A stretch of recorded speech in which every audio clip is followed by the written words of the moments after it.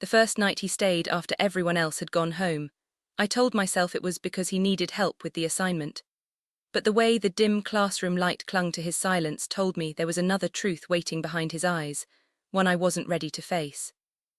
Before we move on, I need to be honest with you. My heart sank when I saw that 99% of you watch my videos but don't subscribe. It truly means the world when you do. It helps stories like this find the people who need them. So please take a second to subscribe, and don't forget to tell me where you're watching from. I love seeing your locations. It reminds me that stories really do connect us, no matter where we are. And if stories like this make you pause for a moment, make you feel the thin, fragile thread between loneliness and connection, then go ahead and like the video, share it and subscribe. These confessions, they don't come easy, but someone out there always needs to hear them. I always tell myself the story began on an ordinary Monday, though the truth is, there was nothing ordinary about the way his presence shifted the room.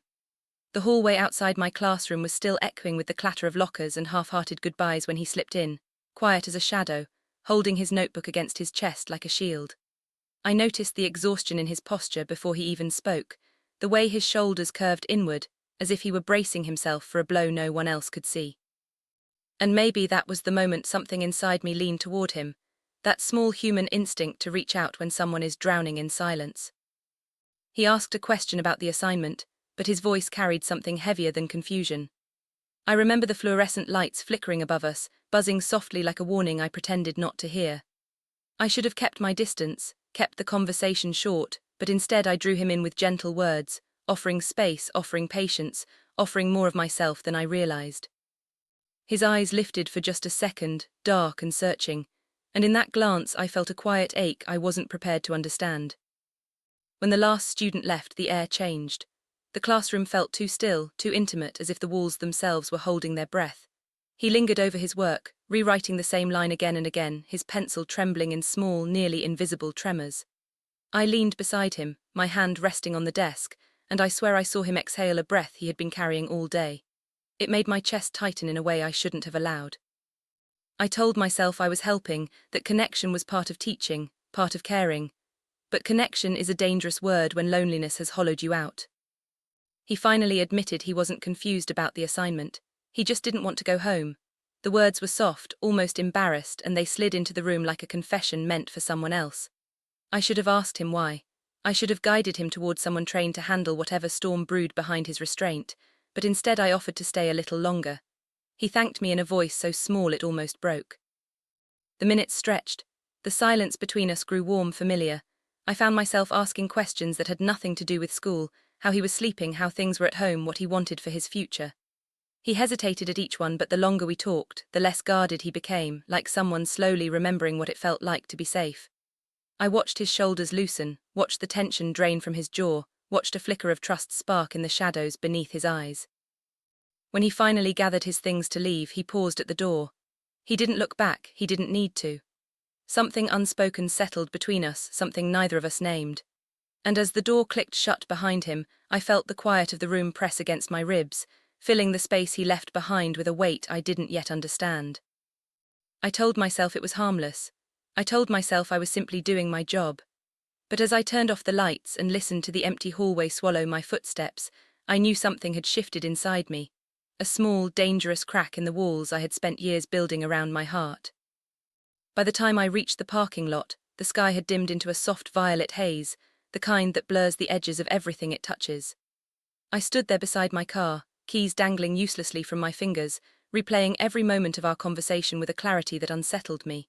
His voice lingered in my ears, steady yet fragile, like someone trying to speak through a storm. I wondered how long he had been carrying that loneliness, how many nights he had walked through his life unseen. The thought clung to me more tightly than it should have.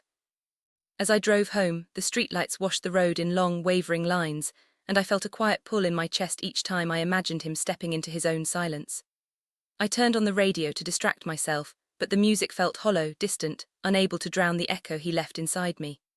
When I finally reached my apartment, I sat in the car for a long moment, staring at the darkened windows, feeling the weight of the empty rooms waiting for me. It was strange how someone I barely knew had managed to stir the stillness of my life so quickly. Inside, the air felt cold, untouched. I made tea, letting the steam fog the edges of my glasses, but even the warmth did nothing to quiet the restlessness blooming in my thoughts. I kept seeing the way he held his notebook, the way his voice softened when he spoke honestly, the way his eyes seemed older than his years. I knew I shouldn't think about him, not like this, not with this tug of concern that bordered on something deeper. But the more I tried to push the thoughts away, the more they circled back, persistent and unsettling. That night as I lay in bed, the darkness felt different. Heavy, expectant. I tried to blame it on exhaustion, on the long day, on anything but him. But in the quiet moments before sleep claimed me, I saw his face again, tired, guarded, grateful, and I realized the truth I didn't want to name.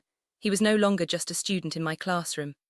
He had slipped somehow into the empty spaces of my life, filling them with questions I wasn't ready to answer.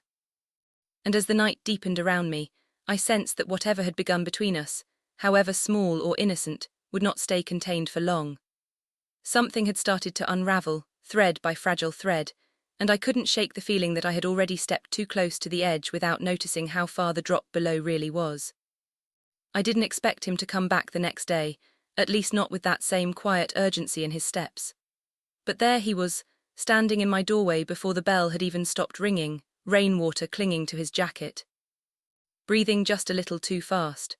The morning sky behind him was grey and heavy, the kind of sky that seemed to press down on the world, making everything feel closer, tighter, harder to escape.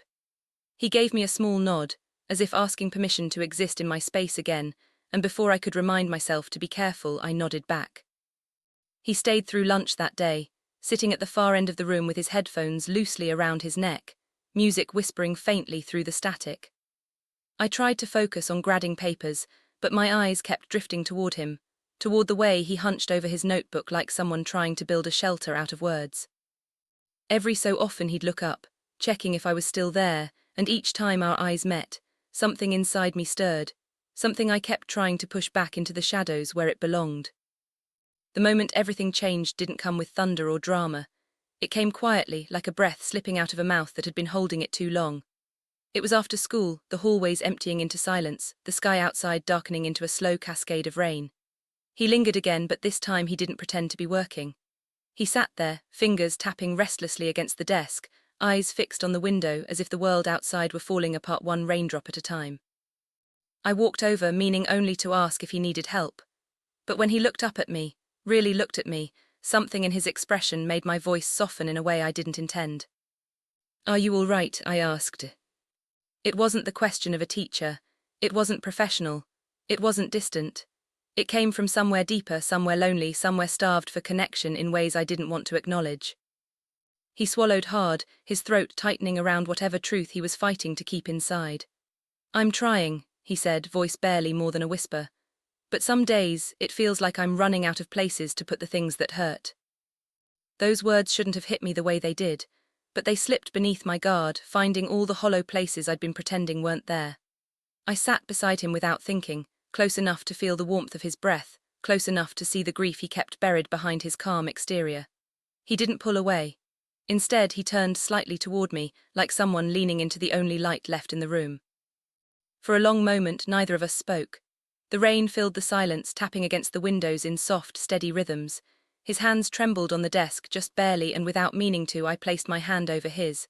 The contact was small, gentle, even, but it was the kind of gesture that carried the weight of 100 unsaid things. His breath hitched. Mine stumbled. The world seemed to shrink around us, narrowing into a single, fragile heartbeat suspended between two people who should have known better. He didn't move his hand away. He didn't ask why I did it. He didn't need to. The truth hung unspoken in the charged air between us, an invisible current threading our pulses together. When he finally looked up, his eyes were full of something raw, gratitude, longing, fear, maybe all three tangled into one. And in that moment, I realized how far we had already crossed without meaning to. I pulled my hand back first, slowly, carefully, but the warmth lingered, glowing faintly across my skin like a bruise forming beneath the surface. "We should be careful," I murmured, though I wasn't sure which one of us I was warning. He nodded, but his voice trembled when he answered, "I don't want to lose the only place I feel seen."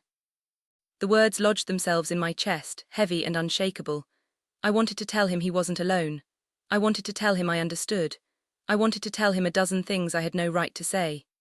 Instead, I let the silence speak for me, watching the shadows shift across his face as the rain softened into a whisper. When he finally stood to leave, he hesitated by the door like he had the day before, but this time he turned back. His eyes held mine with a quiet intensity that made the air feel too thin, too warm, too full of things I wasn't ready to name. "Thank you," he said. Two simple words, but they clung to me long after the door closed. As the soft echo of his footsteps faded down the hallway, I pressed my hand to my chest, feeling the ghost of his warmth still pulsing beneath my skin. Something irreversible had happened in that small, quiet moment, something that would pull us both into a storm neither of us was prepared to face. And deep down, beneath every warning I tried to whisper to myself, I knew I had already stepped too close to him, and that stepping back would never again be simple. The next morning I arrived earlier than usual, hoping the quiet would settle the restlessness I'd carried home with me. But stillness has a way of amplifying the very thoughts you're trying to outrun. The classroom felt different, familiar yet altered, like someone had rearranged the air overnight. I tried to lose myself in gradding, in lesson plans, in anything that tethered me to routine, but my mind kept drifting back to the sadness in his voice, the way he held his notebooks like something fragile. I told myself it was concern, that it was simply the instinct of someone who had once, long ago, been a kid who didn't want to go home either. Maybe that was why his confession lodged itself so deeply under my ribs.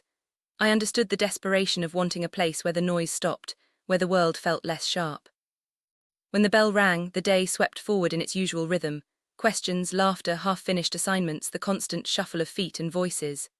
But every time I glanced at the doorway, expecting him to slip in like he had the day before, he didn't. A faint worry settled in my stomach. I kept telling myself to focus, to breathe, to remember my role, but the knot only grew tighter. He finally appeared midway through third period, head down, hood pulled over his hair despite school rules. He moved quietly, avoiding the usual clusters of students, as if he could dissolve between the lockers if he tried hard enough. I watched him slide into his seat, movements stiff, careful. Something was wrong.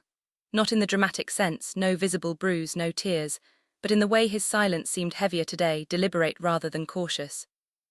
When class ended, I approached him, careful not to crowd, careful to keep my voice even.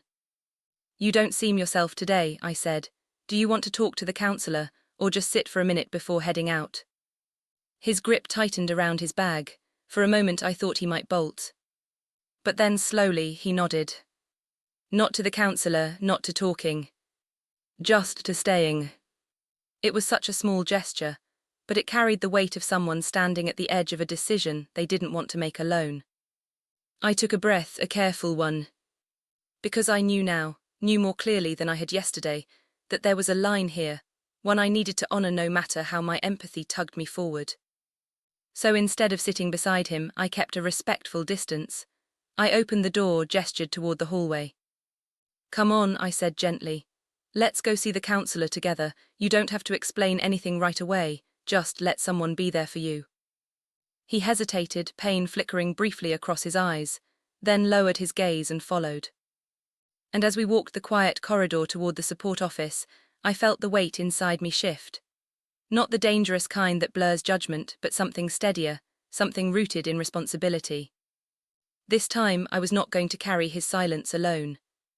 The counselor's office was lit with the kind of warm, intentional light that tries a little too hard to be comforting. Soft lamps instead of fluorescence, posters about resilience curling at the corners. A bowl of peppermints someone had put out months ago and forgotten to refill.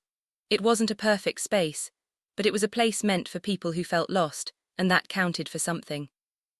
He stood in the doorway, motionless, as if crossing the threshold required more courage than he had left. For a moment I wondered if he regretted following me, if the fragile trust he'd given me yesterday was already slipping through the cracks. The counselor, Ms. Hale, greeted us with that gentle neutrality she'd perfected over the years. Not overly warm, students fled from forced kindness, but steady, present. "Thanks for bringing him," she murmured to me, then looked his way. "Take your time, you don't have to say anything until you're ready." He looked at the carpet, the frayed edges of his sleeves, the wall behind her, everywhere except her eyes. "I recognized the feeling, being seen before you were ready to be known." "I'll wait outside," I said softly. His head lifted, just barely, uncertain, questioning, before he nodded once almost imperceptibly. As I stepped into the hallway and the door closed behind me, the silence settled like dust. My pulse slowed, my breath evened out. It was the first moment all day where I felt the ground under me again. I leaned against the cool wall, folded my arms and let the weight of everything press in. Not regret, not guilt, just the strange ache of witnessing someone's pain from the edges, unable to fix anything for them, only able to guide them towards someone who could. Minutes passed, maybe 20, maybe 40, time blurred in the quiet. When the door finally opened, he emerged with red-rimmed eyes but a steadier posture. Ms. Hale gave me a small nod, professional, reassuring, vague, but I understood the message. He talked, not everything, but enough to open the door. He stood in front of me, unsure what expression to wear. Gratitude looked foreign on him, like a second-hand coat that didn't quite fit. "You didn't have to wait," he said. "I know." He swallowed, "but you did." There was no accusation in his voice, no dependency either, just a simple statement of fact and something fragile beneath it. "I told you yesterday that you didn't have to carry things alone," I said. "I meant that." His breath hitched, a tiny, breakable sound, and he nodded again, more firmly this time. We walked down the hallway together in silence, not the heavy kind from before, but something lighter, more bearable. He stopped at the entrance to the courtyard, where sunlight spilled across the pavement like an invitation. "I'm going to sit outside for a while," he murmured. "Okay. If that's fine." "It's more than fine," I said, and this was important, so I added, "but only if it's what you want." He looked up at the sky, shoulders loosening just a bit. "Yeah, it is." I watched him head toward the benches, his steps still uncertain but not dragging anymore. The sharp edges around him had softened, even if only for an afternoon. And for the first time since this whole thing began, I felt the quiet inside me shift, not the dangerous pull of blurred boundaries, but the steadier rhythm of purpose. Of doing the right thing, even when the wrong things whispered louder. But later, much later, after the courtyard emptied and the day dissolved into evening, I would realize something I hadn't expected. Even when you choose the right path, some stories still follow you home. I didn't notice how heavy the day had become until the classroom lights blinked off above me, leaving only the pale wash of dusk slipping through the blinds. I'd stayed long past the last bell, pretending to grade assignments, pretending I wasn't replaying every moment in that hallway, his voice trembling, his hands fidgeting, the way he kept glancing toward me as if making sure I was still there. I didn't realize how tightly I'd been clenching my jaw until it began to ache. By the time I stepped into the parking lot, the sky had turned the color of fading bruises. Streetlights flickered awake one by one, casting long shadows that stretched across the pavement like tired limbs.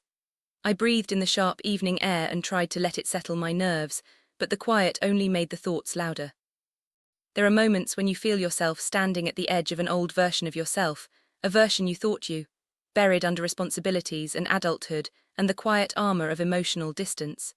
That's what it felt like tonight, as if getting him through his storm had pulled at the threads of my own. The drive home passed in a blur of headlights and static-filled radio. My hands stayed tight around the wheel, even at red lights, as though letting go might mean unraveling. I reached my apartment without remembering half the turns. Inside, the stillness felt alive. I dropped my keys onto the table, the sound echoing louder than it should have. For a long moment I just stood there, staring at the dark room waiting for me, the unwatered plant on the windowsill, the half-read book face down on the couch, the silence that pressed against my skin like humidity. Maybe that was the real reason he lingered in my mind. Not because of him, but because of the emptiness I came home to. I turned on a single lamp and sank into the corner of the couch. My body felt drained, but my thoughts refused to quiet. Every scene from earlier replayed in fragments, him stopping in the hallway, his voice so soft I almost missed it when he said, "I didn't think anyone would notice."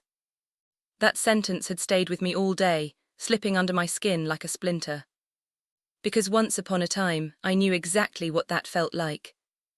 I rubbed my palms together, the motion grounding me, but not enough. The loneliness in the room didn't feel like the kind that comes from being alone. It felt like the kind that appears when someone else's pain mirrors a part of you that never fully healed. And just when the quiet became almost unbearable, my phone buzzed beside me. I didn't reach for it right away. Part of me hoped it was a friend, or a relative, or even some meaningless group chat notification. Anything simple, anything easy. But when I finally flipped the phone over, his name lit up the screen. A message. My breath paused in my throat. I opened it. I know it's late. I just wanted to say I'm still thinking about what you said, about not carrying everything alone. Nothing inappropriate, nothing crossing any lines, but the vulnerability in the words hit deeper than I expected, deeper than it should have. I typed slowly, carefully. I'm glad it stayed with you. You deserve support, not silence. I stared at my own message after sending it, worried it sounded too gentle, too personal. But it was true in a way that made my chest tighten. His reply came quicker than I was ready for. Do you ever feel like you had no one when you needed it? My fingers froze over the screen. That question wasn't about me, not really. It was about him searching for a foothold, a sign he wasn't alone in the world, but still it cracked something open inside me. I set the phone down, face up this time, the glow washing over the ceiling. My first instinct was to tell him the professional thing, the safe thing. This isn't something we talk about over messages. But another part of me, the part that remembered long nights fighting my own ghosts, whispered something else. Honesty doesn't have to break boundaries. So I typed. I've had times where I felt that way, yes. But I learned support doesn't always come from one person. Sometimes it comes from reaching out, just like you did today. 3 dots appeared. Then disappeared. Then appeared again. This time no message followed. I exhaled slowly and leaned back into the couch, letting the silence return. Only now it felt different, not empty, not suffocating, just quiet, like the brief calm after a storm you know isn't over yet. Because something had shifted today. Not between us, but inside me. And as I sat there beneath the dim lamp, listening to the hum of the refrigerator and the faint echo of his earlier question, I understood something with unsettling clarity. Some stories don't entangle you because of love or danger or crossing lines. Sometimes they entangle you because someone else's pain brushes against an old scar you thought time had erased. And once that happens, you can't unfeel it.